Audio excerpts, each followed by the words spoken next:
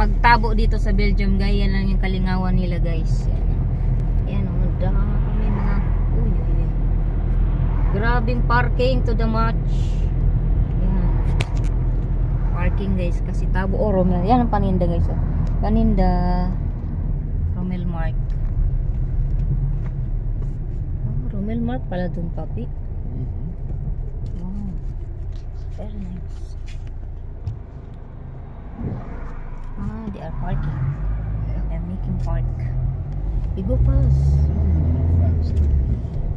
It's okay.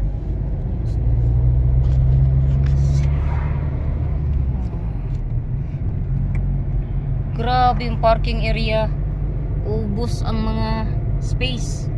This is where police like to catch you for speeding. Oh my god. Especially now, like when there's lots of cars parked, they have an excuse. They say you're bringing people in danger. So guys, daming mga parking.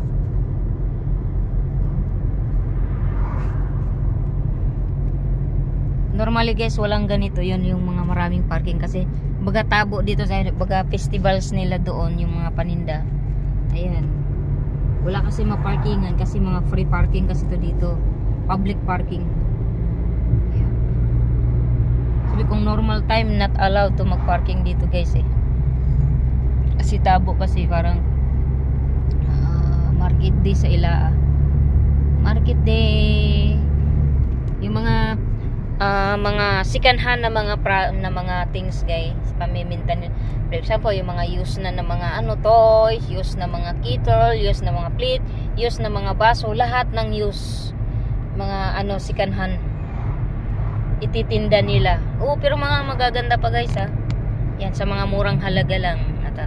2 euro, 5 euro, 10 euro, 20 euro, depende sa klase at depende yun sa item. Yan, guys. Two electric bikes. I like this electric bike. Okay, guys, bye.